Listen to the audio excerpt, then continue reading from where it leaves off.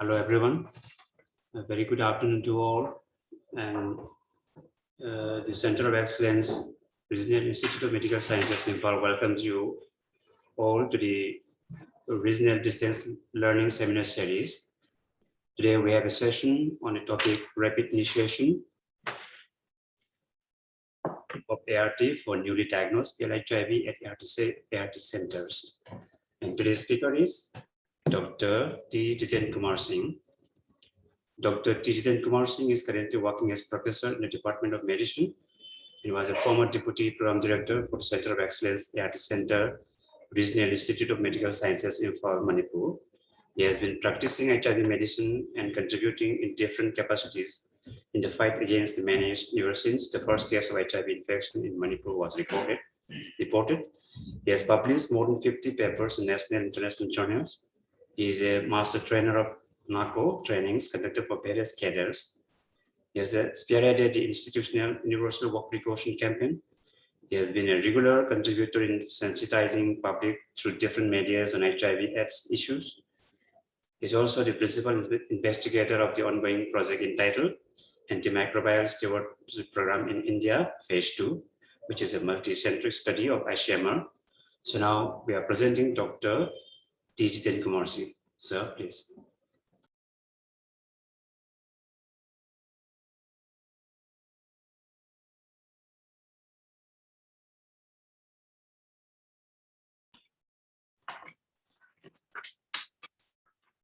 Very good afternoon to everyone. I apologize because the start had to be delayed for 10 minutes. Anyway, this is what we understand best by the discriminated differential kind of care in HIV management, where the program conditions are to be in a way channeled and balanced with the requirements and the expectations of the clients. Anyway, we are back to the topic now. I'll be talking today on rapid initiation of ART for newly diagnosed PLHIV at ART center. Okay. Now the session objectives are to understand the treat-all policy and rapid ART initiation. We also try to comprehend the principle, the rationale for rapid ART. We will try to understand the benefits of rapid ART initiation. We will also discuss the official memorandum of the NACO and the algorithm for implementing the rapid ART initiation.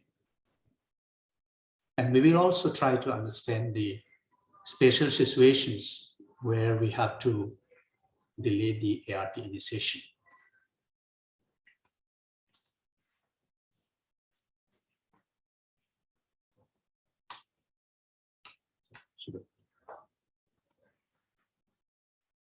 Now we understand that World Health Organization in 2016 gave consolidated guidelines for achieving the objective, the goal of end of AIDS by 2030. We must adopt what we understand as treat-all policy. And Government of India through NACO in 2017 started implementing the treat-all policy. Since 2004, the first ART service was rolled out in this country. We have been giving ART according to different thresholds of the CD4 count. It was earlier 200. Later it was increased to 250, 300, 350, and then 500. And according to the stage, clinical staging of the patient. Now, very well, now under the NACO 2017 treat-all policy, all persons diagnosed with HIV infection are eligible for ART initiation. regardless of CD4 count or WHO clinical staging, regardless of the age, regardless of any being in this special population, in case the patient's preparedness is fulfilled.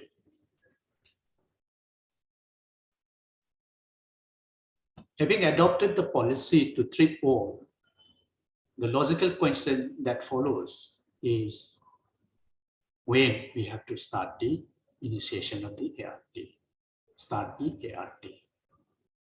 So with the adoption of treat all policy, there has been a shift in global guidelines towards rapid ART initiation. And we understand that after the diagnosis, patient has to be registered. After registration, we go for certain preparation, certain steps are there to prepare the patient for the initiation of the ART. And this period of few weeks is a big area which has caused a lot of loss to follow up in the pre-ART area. And the World Health Organization and the health professionals have decided that if we can contain this particular phase, take care of this particular phase by rapid ART initiation, there can be enhancement of the programmatic outcome. Attention has focused as to how quickly antiretroviral therapy should be started once HIV diagnosis is confirmed. And of course, eligibility for ART start has been determined. So how quickly we have to start? We have to treat all, we have to start early, but how early we have to start is again a logical question. So good practice statement, therefore, is efforts should be made to reduce the time between HIV diagnosis and ART initiation based on an assessment of a person's readiness. Now, this policy, after the recommendation by the WHO in 2016, many countries, especially even in the low and middle income countries, as we have seen been depicted in this slide, many of the African countries, Kenya, Malawi, Nigeria, Namibia, Rwanda, South Africa, Uganda, Zimbabwe, Bosnia, for example. And we see the policy that they adhere to the recommendations of the WHO, and some of these countries have started further implementing this policy. There it says that the ART should be initiated preferably within 2 weeks of diagnosis for all population, all HIV diagnosed patients for the Kenya. Now for the pregnant women, ART should be considered on the same day as enrollment. So again, as we see, even in Malawi, the policy in Malawi 2016, the ART should be started as soon as possible for all the diagnosed patients and offered to start ART on the same day as diagnosis for the pregnant women and newly diagnosed those who are in labor. So essentially, if we see all these countries, the policies they have adopted and further implemented, wordings may be different, but the essence, the underlying sense is that ARTs should be initiated without delay after diagnosis is made. Some countries, they have given a timeline of 2 weeks, within 2 weeks for all the patients. But for the pregnant women and those who are in labor, for the children less than 1 year, and here we must attract the attention of everyone, the concept of advanced disease management. For these patients, the ART has to be offered to be started on the same day if possible. Therefore, it is simply the change of words, use of words. The essential idea is to start rapidly the ART as soon as the diagnosis is made. We are in a scientific age now, and what we understand as evidence-based medicine. policy expectations, objectives, and goals is one side. But those proposals and recommendations should come and should be implemented through scientific-based evidences. What do you have? What do we have as far as the recommendation for the rapid ART initiation is concerned? There are some studies. One of them is study done by the Sidney Rosen and et al. In their rapid study. They found that the benefits of rapid initiation of antiretroviral therapy in many aspects, in terms of the administrative benefits, in terms of the health outcome benefits, in terms of the adherence of the patients. So in that regard, the benefits of rapid ART initiation is evidence-based. What we have highlighted in this particular slide is we are trying to understand the benefit, and also at the same time, we will try to understand the risks involved in this particular recommendation. So this is a meta-analysis undertaken by Dr. Nathan and Ford et al., where they have discussed different studies, RTC, RCTs, observational studies, cohort studies, to find out if benefits and risks of the LIMS, which one is more, and what ultimately we can arrive at to go forward for the proposal of initiation, rapid initiation of antiretroviral therapy. So in this systemic meta-analysis, altogether 2,103 titles and abstracts have been screened. And then they have excluded those papers which are duplicates or not relevant to study question. And 65 papers have been studied, reviewed as full text. 12 articles identified from bibliography screen have been added. And of course, care has been taken not to add any study with insufficient sample size and ART initiation more than 10 days. And review articles have been omitted. So taking care of all these issues, ultimately this meta-analysis studied 21 studies, which included final review of 3 RCTs, 11 observational cohorts, and 5 qualitative studies and 2 costing studies. And the finding is being plotted in this forest plot, where the variables are being depicted on the left side, and the different studies have been highlighted on the left side of the table. On the right side of the table, we have the findings in terms of the relative risks, where we can clearly see the response among the standard of care, those patients who underwent standard of care, and those who gave same-day ART, who got the same-day ART. So what we are able to see from the study is that ultimately consistent evidence, there is consistent evidence of improved clinical outcomes, including reduced mortality in this meta-analysis. And also, more patients were initiated ART within 90 days. And one of the variables that is retention in care at 12 months of ART initiation, and the viral suppression at 12 months after ART initiation is much better when we adopt the newly recommended rapid initiation, the same-day ART initiation in this meta-analysis. So we have the recommendations, we have the evidences, and therefore after studying all these evidences, WHO recommended for rapid ART initiation. It should be initiated, it should be offered to all people living with HIV, following a confirmed HIV diagnosis. And of course, not to forget, we must also clinically assess the patient for preparedness. There is strong recommendation. And what we really mean by rapid initiation? Rapid initiation is defined as within 7 days from the day of HIV diagnosis. People with advanced HIV disease should be given priority for assessment and initiation. ART initiations should be offered on the same day of diagnosis to people who are ready to start. Strong recommendation with high quality evidence. So that was about the global scenario as far as the WHO recommendations are concerned.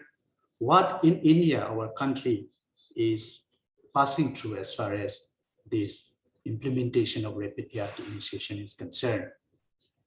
This letter, which was written to project directors of all the state AS control societies from NACO, is very, very clear. It states that in spite of the fact that we have started the triple policy in 2017 for all the PLHIV eligible patients for initiation, irrespective of their CD4 count or WHO staging, data still shows that there is a significant proportion of PLHIV still not being initiated on ART after detection or registration. So it has pointed out, it has indicated that there is a big gap to look after, to fill up. That is, those who are already diagnosed and those who are being initiated. It has also given the guideline that we must ensure that rapid or the same day ART initiation in newly diagnosed PLHIV ART centers. So this is the second component that I'm able to study from this letter. And again, how to go about doing it, it has also given as an attachment the clinical algorithm which is to be followed as we go along implementing the rapid initiation of ART. The second part of this letter also clearly shows as to what are the benefits of rapid ART initiation, and both in terms of the virological response, in terms of the control of the disease, and also it has also given us light on the prevention of transmission. As we will come later in the slides, we'll come to know that if the virus is not detectable, the chance of transmission is very, very low. Therefore, prevention of transmission, reduction of tuberculosis and opportunity infections, and better health outcomes are some of the benefits that has been highlighted in this particular letter. Of course, for this algorithm, we have got better slides coming up, better part of my presentation. We will discuss that at that point of time. There is a gift between registration and initiation. If you see that in the y-axis, this is a number of PLHIV. In the x-axis, we have the years. For example, in 2017, this many people were registered in the HIV care. And this green bar chart is the proportion of the patients being initiated with ART. So definitely there is a gap. Only 87% of those who were registered are being treated. That means we have a big gap between registration and initiation. Now, what is the picture in the next year, financial year, that is 2018 and 2019? The gap is getting closer. We are getting wiser, of course, but still we do have a 9% left. Only 91% of the people who were registered are being treated, initiated with ART. What is the picture in 1920? Slight improvement, but still we are hanging somewhere around 92% of the registered persons PLHIV being actually initiated with ART. So this remaining 8% will continue to be kind of not being treated, not being engaged, and at the same time, if we do not engage these people, and again the cycle of transmission is a potential source of cycle of transmission as well. Now, what is the picture in 2020 to 21? That's one way, and the gap is getting closer, but we are maintaining the percentage that we had in the last year, that is 92%. Now, ultimately, what we can analyze, what we can conclude from this bar chart is that even after implementation of treat-all in 2017, significant proportion of PLHIV, that is 54,577 PLHIVs, are not initiated on ART. Now, this is about the registration and those people who have been initiated. What about the gap between detection and registration? Detection and registration still, I think there may be a significant gap as well. So we have to, in a way, take care of these different caskets so that we are able to contain the spread of the infection and then get the maximum benefit out of antiretroviral therapy. In trying to achieve our goal, programmatic goal, we must always understand that in the previous 2-3 slides, we have been able to understand that there is a significant problem there's a significant gap between registration and initiation of the antiretroviral therapy. Why we are not being able to, in a way, register at the ART center these patients? There are reasons and there are difficulties faced by PLHIV in getting registered at the ART centers. So these are patients' perspective. They are an important part of the overall delivery of healthcare delivery of the ART service. So unless we try to understand the patient's perspective and then again try to solve that, mend that, address this issue, I think things cannot improve. Therefore, understanding the patient's perspective is very, very important. And there are reasons that is well and did not feel the need to start treatment. A patient being diagnosed, but he thinks that he is well. He doesn't have any health issue. So did not feel the need to start treatment. Quite a chunk of patients, about 30% of these patients, they are not getting registered. Fear of disclosure is again genuine, 8.8% of these patients. And some of the patients may be opposed by their family members. Some of them may say that ART center is very far, logistic issue. Multiple visits required before registration, because in the earlier concept approach that we followed, one has to be prepared before really starting the antiretroviral therapy in terms of the medical preparedness, medical feasibility, eligibility, and at the same time, the counseling, the mental preparedness. So all these issues took time, and this multiple visit can sometimes backfire and can be an impediment in terms of timely registration of the patients. Some of the difficulties faced by PLHIV is worth discussing. Transportation and distance to ART centers. It's a problem for many of these patients. Financial constraints and loss of wages each time they travel to the center. Ill health and associated difficulty in traveling distances are some of the genuine important problems faced by PLHIV in getting registered at ART centers. At verbatim, let us also try to understand some of the problems being expressed by patients. This is patient's perspective. Let us pick up one. I had financial problems. For that reason, the day I visited the center, I did not eat food that day.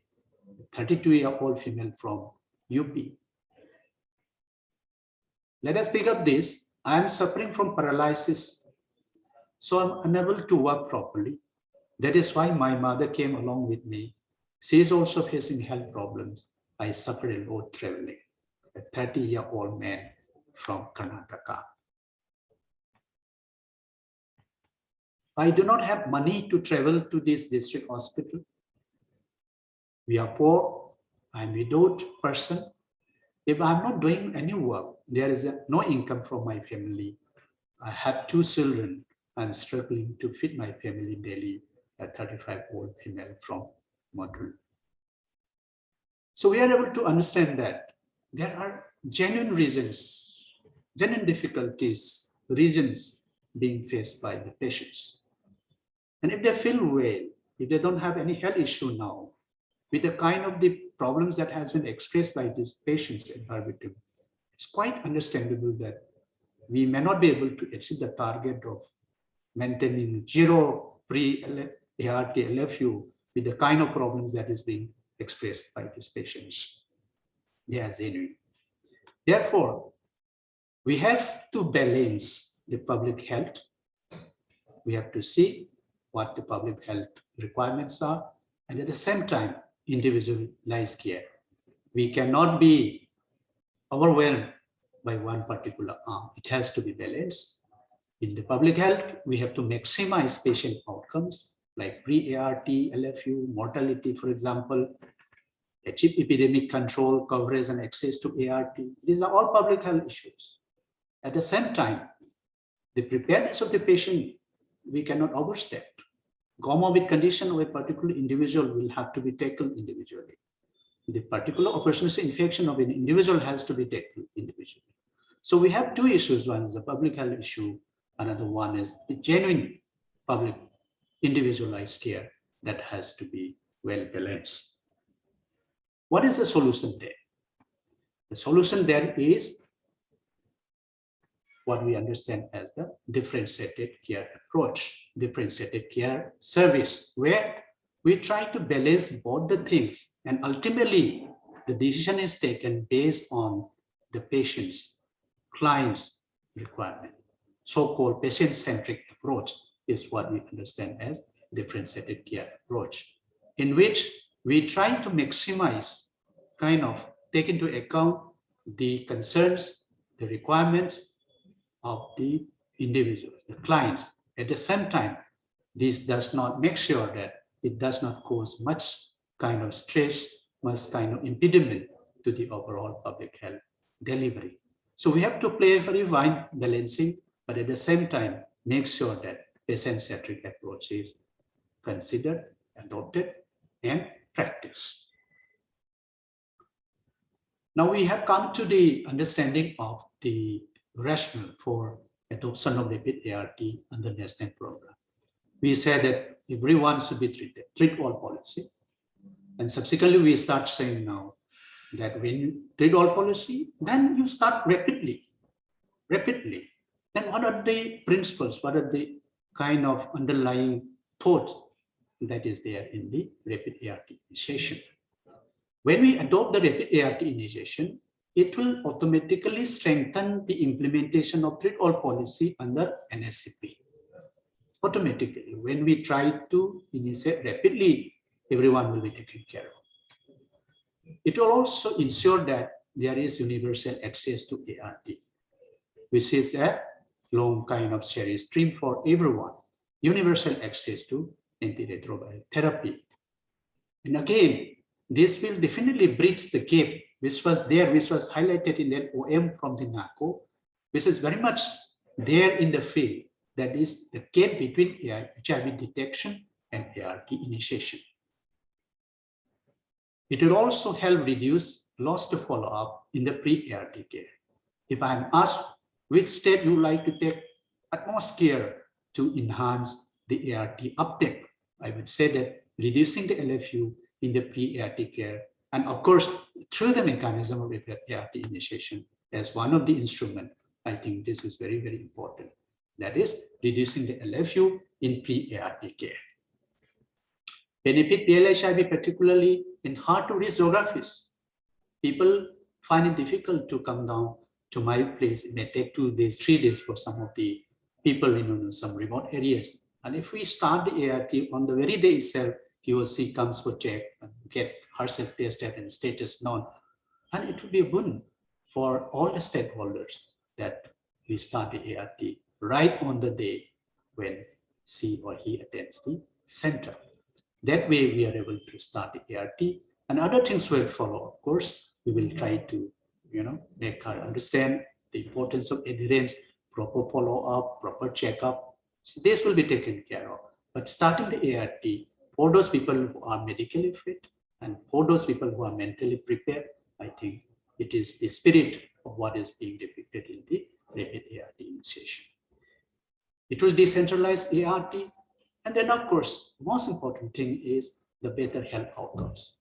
We have seen in many of these analyses, RCTs, objective studies, observational studies, that there is faster viral load suppression.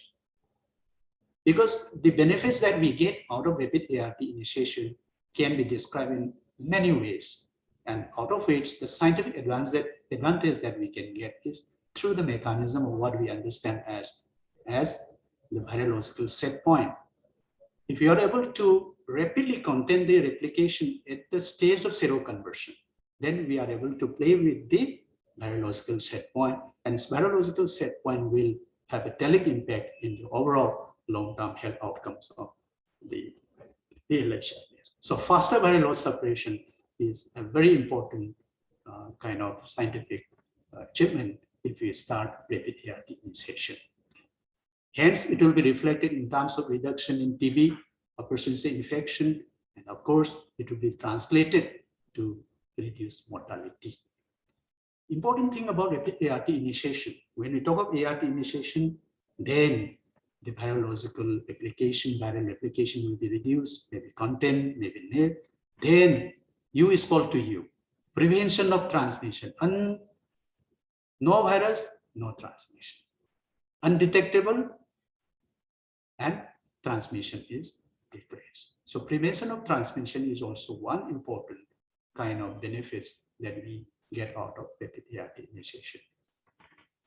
Reduced travel inconvenience and financial burden of PLHIV. This is a logistic benefits that we get from rapid ART initiation. So let us go through how to implement. Let us go to the practical point now, how to practically implement the rapid ART initiation in NACO working condition. Consideration for ART initiation, all people with confirmed HIV should be the first step is referred to ART center for registration in HIV care. This is mandatory. We must do history, proper history taking, clinical and laboratory evaluation to assess the baseline status and WHO clinical staging.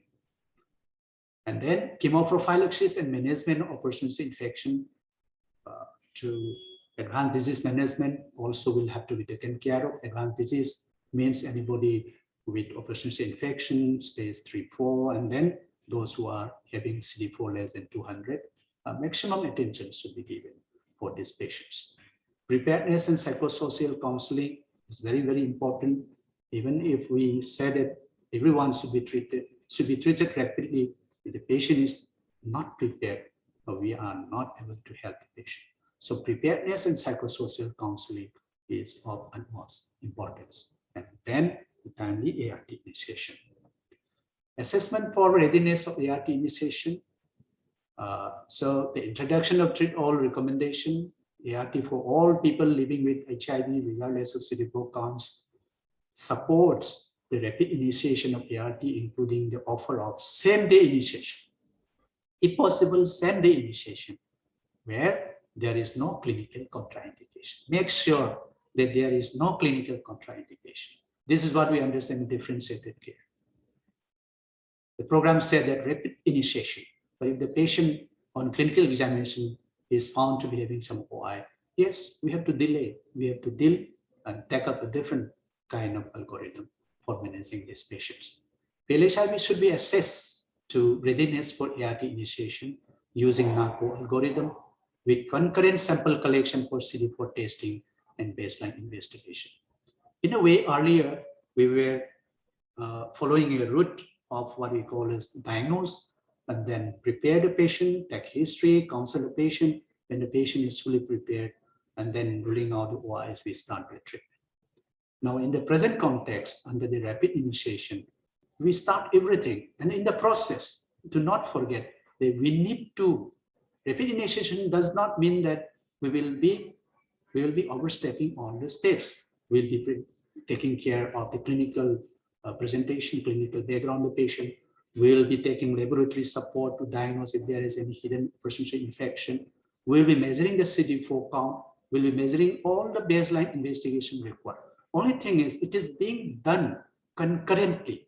And of course, with the extended period of time, of course, that will come in the later part of the slide. We will continue to monitor this patient for any development of adverse outcome of the initiation of the ART. Assessment for readiness, The algorithm focuses on clinical screening. The PLHIV who do not have any such condition can be fast-tracked for ART initiation and give them the benefits of timely ART initiation. So let us rule out the opportunistic infection, advanced HIV disease, comorbid conditions, and start the ART if the patient is prepared. PLHIV who have any such symptoms would require further evaluation for diagnosis and management of the common OI, advanced HIV disease, comorbid conditions before ART initiation.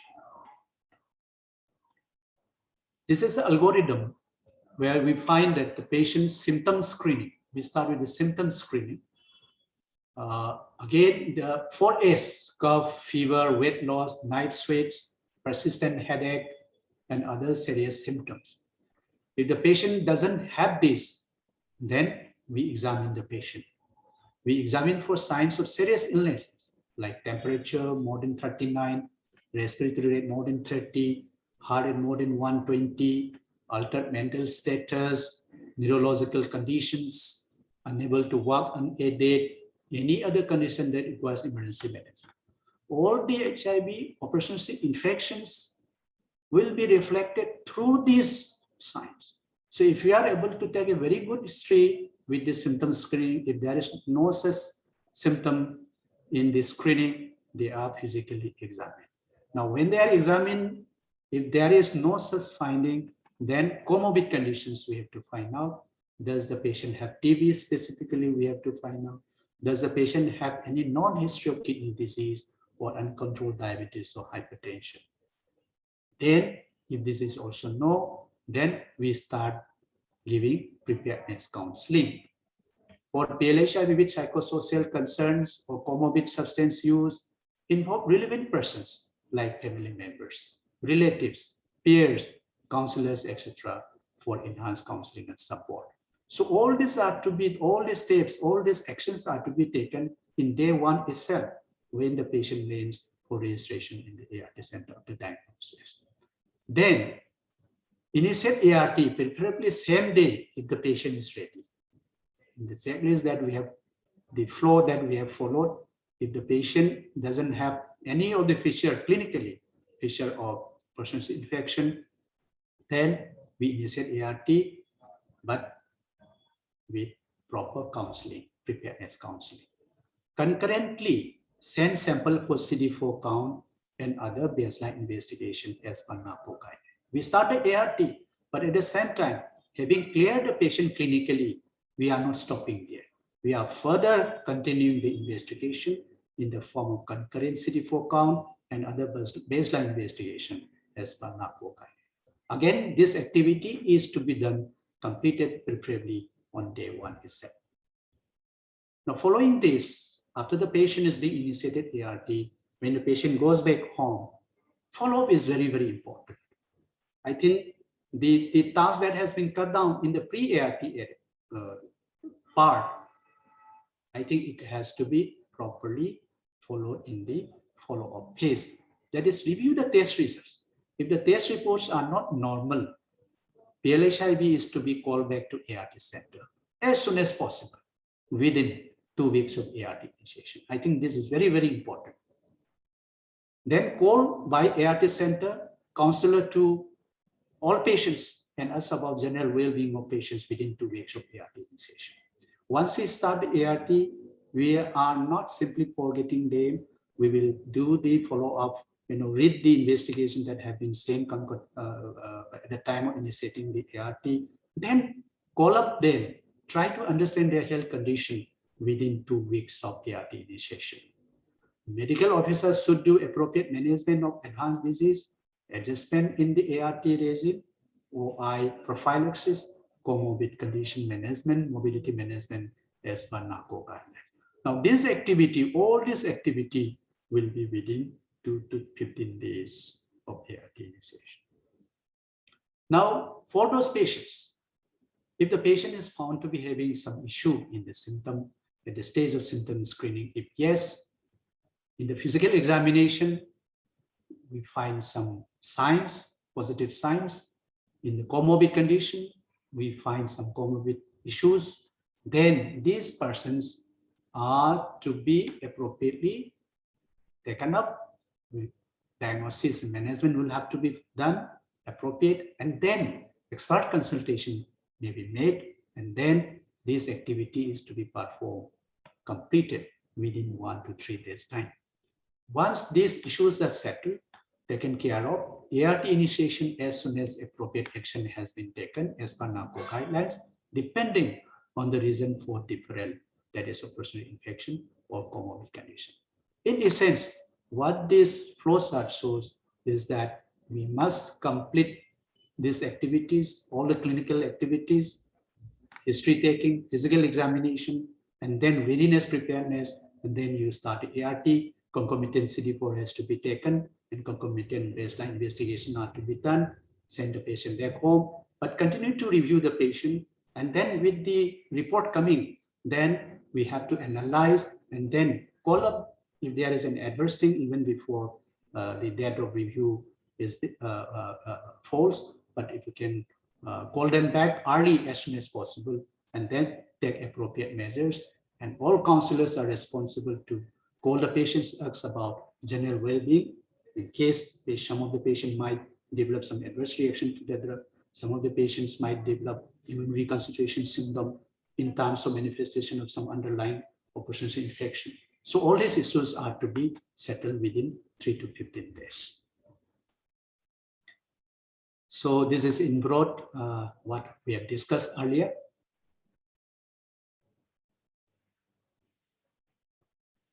ART preparedness counseling is a critical part of ART initiation process. ART should be started based on patient's informed decision and preparedness to begin the treatment. We want to start early, program wants to start early, but the preparedness of the patient will have to be properly channeled, studied, and then only with the patient's informed decision, we have to start the ART. The concept of caregivers is important here. Caregivers must also be counseled. We have had clinical situation, practical situation, field situation in which the patient requires help, nobody is around, and then extremely difficult to continue with the management without a caregiver at home. So there are situations. So it is very important that caregivers are also attracted, that are also included in the overall game, overall kind of arrangement in managing these patients. Must also be counseled, trained to support treatment adherence, follow-up visits, and shared decision making. ART staff should familiarize themselves to new counseling messages around treatment policy. What are the advantages? What are the things that is expected out of the clients? These are to be properly channeled counsel to the patients. Repeat ART initiations also, the virological monitoring, and then differentiated care. And very important one is undetectable is equal to untransmissible. U is equal to U. So these are the benefits that we are going to accrue out of following the rapid initiation of ART. This should be properly kind of conveyed to the client so that they are able to take a very good, sound, informed decision to start the ART. It is not only one-time event, one-time effort, one-time counseling that is important. We need to have a continuous reinforcement. Preparedness counseling requires reinforcement approach, especially during the first 3 months of starting ART. The whole time that was spent earlier in the pre-ART era. Now we are starting the AR, but those important steps are not being missed. We are continuing to counsel this patient even during the first 3 months of starting ART. Counselors should identify PLHIV having risk factors associated with poor adherence or poor retention, and the cause and issues should be kind of detected and must provide individualized focused counseling to address to these patient clients. Peer counseling should also be a part of the initial counseling. Peers are being roped in the overall delivery of the service. At least one counseling session should also be provided to the caregiver in the first 3 months of the ART initiation. Patient-centric focused counseling should be provided for special groups such as key populations, children, adolescents, pregnant women. So it is not only the individual, the peer counseling is important, And again, caregiver, and so also the special group should be taken due care. These are some of the checklists that we have to follow while counseling, ART preparedness counseling. These are the headings, subheadings. We have to make sure that every entity of the checklist is being attended upon. This is for the first visit. And then once we are done with the first visit, and again, the follow-up visit after ART initiation. Month 1 will be recorded here. And again, month 2, again, we have to follow this checklist, make sure that all the steps are being taken care of. And even for the follow-up visit after enhanced ART initiation, the 3rd month counseling will have to be done as part of the checklist. Rapid ART initiation good practice statement.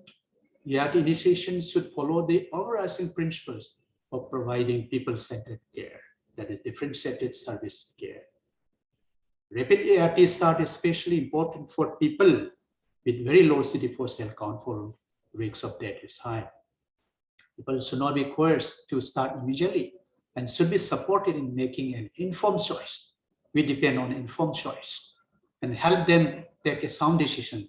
That is perhaps our responsibility. Those PLHIV who are unable or willing to start ART on the same day, don't force them.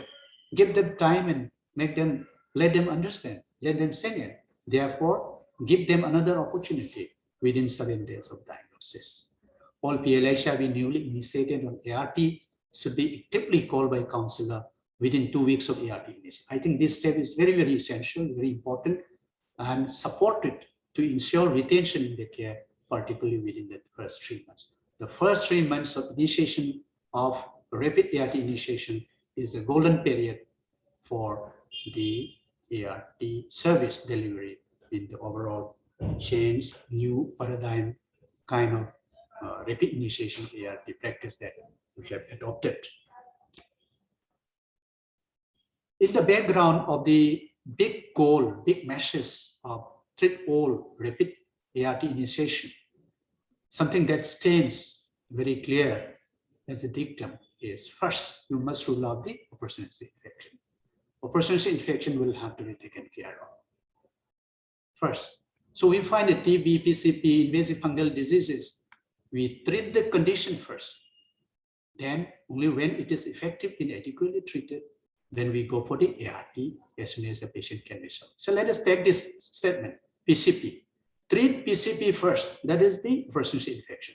Start ART when PCP treatment is completed. So when to start ART in the OI is first OI treatment, adequate treatment, and this duration may differ for different OIs. But start ART when the treatment is completed. So for TB, treat TB first, start ART as soon as possible before 2 months.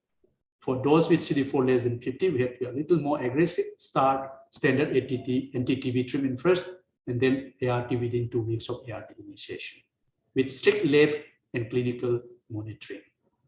So this holds true for other OIs as well.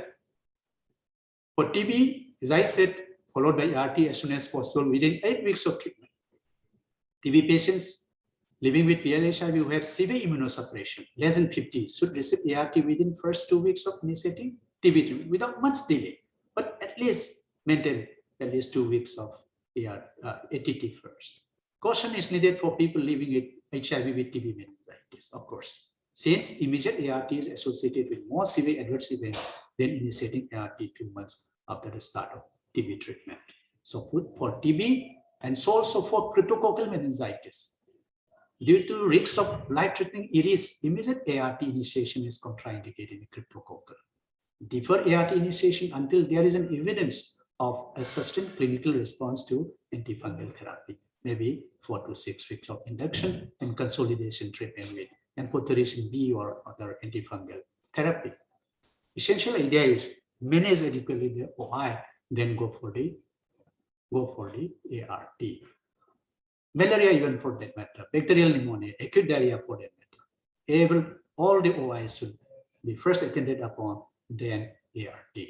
But in case of anemia, non-severe anemia, hemoglobin less than 9, start ART if no other causes for anemia are found. HIV per se is often the cause of anemia.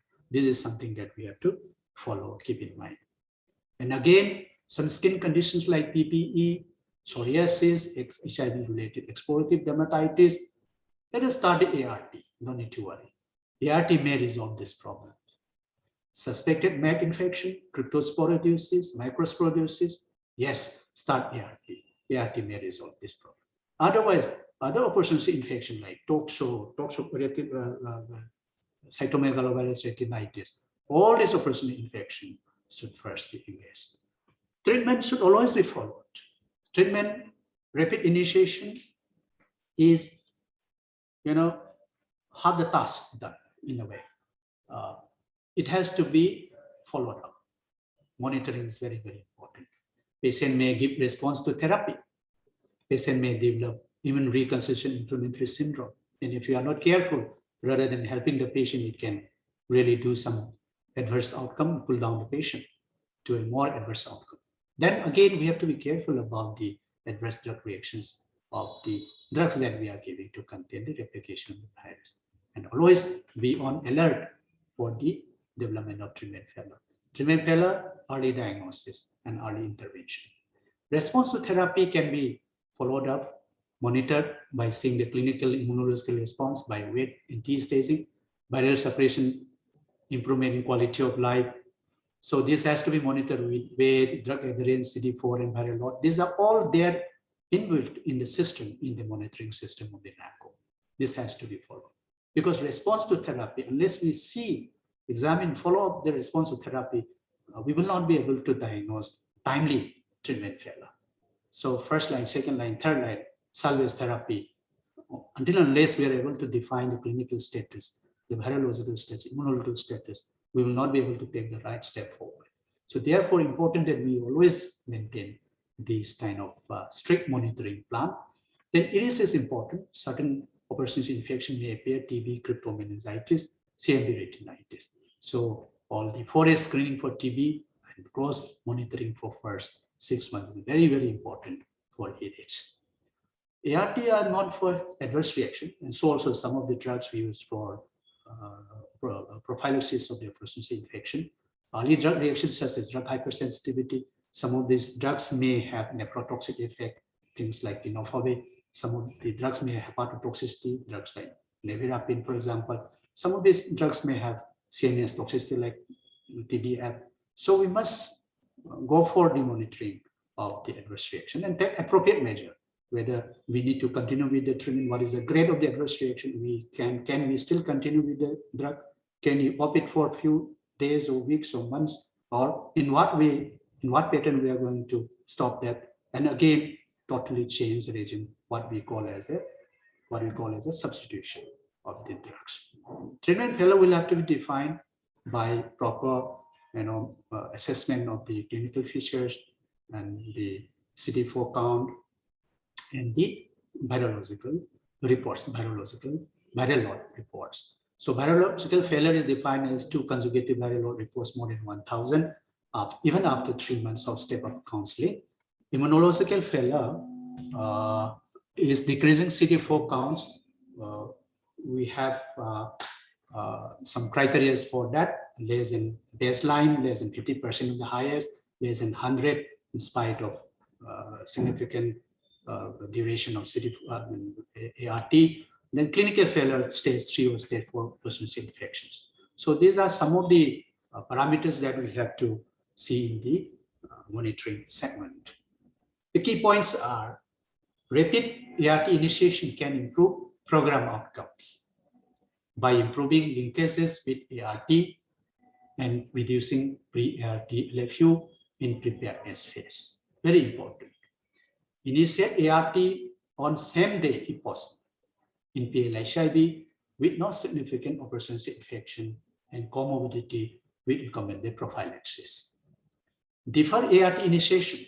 This is important. Defer ART initiation in PLHIV co-infected with TB or cryptococcal meningitis or any other significant OI. Preparedness counseling is to be continued for 3 months we have that checklist that we have discussed. So this preparedness counseling is to be continued for 3 months. Counseling should also be, peer counseling should also be there. And counseling should also be given for the caregivers. So it should be continued for 3 months, and with intensive follow-up, make sure that once we start the ART rapidly, and then concomitant lab investigations should be done, and then CD4 sample also should be taken. And even while the patient is at home, if we get a report and there is some adverse thing coming out, then we must inform the patient to attend as soon as possible, and then continue monitoring the patient for next 3 months for any development of adverse outcome.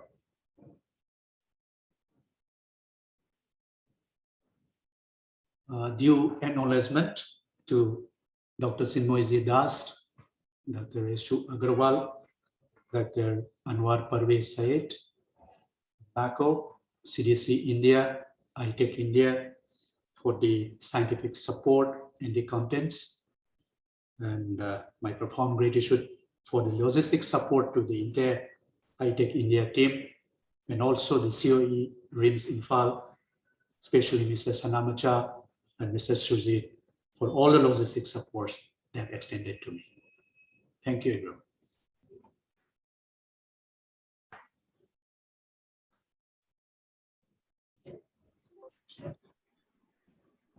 Thank you, sir, for the nice presentation.